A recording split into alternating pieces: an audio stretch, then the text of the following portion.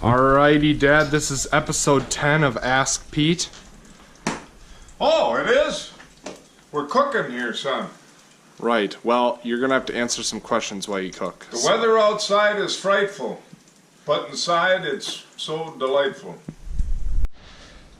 Alrighty, Dad, so our first question for the breakfast episode of Ask Pete here. The breakfast. By the way, son, I've got some advice for you and everybody. And you just graduated high school, so these are things you have to learn, because you got to fend for yourself now. You're cooking period, you got to learn. And then for breakfast, folks, you got to have bacon. I don't know if he said that. Absolutely have to have bacon. We're having breakfast for lunch, actually. But when you're from Wisconsin, also you have cheese. Always have cheese. Of course, you need butter, but then since you have chickens, you have, homegrown organic eggs. They're very nice. Ramen noodles and Oreos, Dad. Oh. Ramen noodles and Oreos. Okay, so our first question is from Martin Ursine. I'm gonna go with Ursine because I had an art teacher named Ursine when I was in middle school. So okay. Martin Ursine asks, have you ever trolled with topwaters? And if so, how fast and how far behind the boat? Well, that's a really good question, and it's not a popular thing to do, but yes, I've trolled with topwaters. I've actually caught a lot of fish trolling with topwaters. The questions as far as how to troll them have a lot to do with the lures themselves, Martin. A lot of baits do not perform well behind planer boards. So if you're using topwater spread out, a lot of them tend to dive down because the line tie coming from an inline planer board, of course, is down underneath the water. Some will work, some won't. Okay, so off to the side. Behind the boat, you can just stick rods straight up and run your surface lure straight back. The other thing is, if you have more of a Great Lakes type trolling system with a mast system, now your line is coming down from the tow line of the mast system, and that makes it easier to do as well. But it can be effective, believe it or not just over structure. One thing you got to worry about, of course, if you got a lake with a lot of floating weeds, they'll foul a lot, but if you don't have a lot of floating weeds, you can do it anywhere, and it can be extremely effective when they're moved for topwater. You can also do it over open water, especially so this time of the year in spring. When the fish are suspended real high. I've had a lot of success doing that. And then your final question as far as speed, that all depends on the lure. And you want to match your different lures. Some work well much slower, others you're able to go quite fast. So that speed will literally be determined by the type of surface bait you're using and how they perform. So it could be anywhere from 1.5 miles an hour up to 3.5.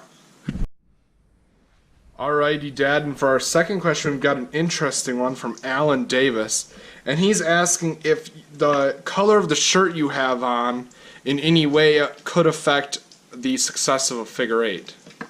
Oh, color, yeah, that's a real good question too. Coming from a guy who wears a pink hat, I have caught fish with a pink hat on, and I actually had I've had different color boats.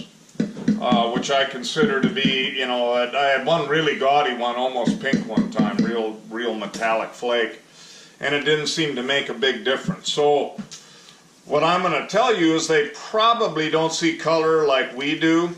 They probably don't see pink and red as pink, or red or blaze orange or whatever. So possibly movement with a real bright shirt could be more of a problem. But the key that I've found is don't worry so much about what you're wearing, worry about your movements going into the figure eight. What I know will spook fish for sure is a fast movement, and that's something to concentrate on, okay? Because you get excited, especially if you haven't seen the fish for a while, but smoothness in the figure eight, as you're going into it, the movement should be gradual. It's kind of the same thing as hunting. You can move, but you want to move slow and gradual. You can generally get away with that. Same thing with these fish, right? And then if you want to go down deep, don't do it all at once. Everything should just be a gradual move, and everything should be symmetrical. And the fast movement, the jumpy movement, that kind of thing. Or if somebody gets super excited, especially an aluminum boat, and jumps up and down and stomps, oh my God, there's a big, any of that kind of stuff you want to avoid. As long as it's quiet and everything's smooth, it's fine. Alrighty, Dad, and for our final question of this episode, Kevin Underwood is asking if you've ever lived anywhere other than northern Wisconsin. Well, Kevin, no. Well, technically, yes. My parents, I was born in Chicago. I was the number 3 baby born in Chicago on New Year's Day. Believe it or not, I didn't get the first prize down there with all those people. But my dad and mom moved up to northern Wisconsin at the age of 6 months old. So I've lived here ever since. It's the only place I've really lived. A lot of different places, but I've been here my whole life. Alrighty, Dad. Well, that's the end of episode 10 of Ask Pete. I suppose we probably should get going before we burn something here. Yeah, thank God it's done, because our bacon's done, son. The eggs are going on soon here. Good. Remember, if you liked this video, remember to leave a like. It'll be much appreciated. And make sure to comment your questions down below. We like your questions. We want to continue to answer them. And subscribe to the channel if you haven't yet for daily updates. Anyone else? Yes, subscribe. Daily updates. Everything he said. Right. Right.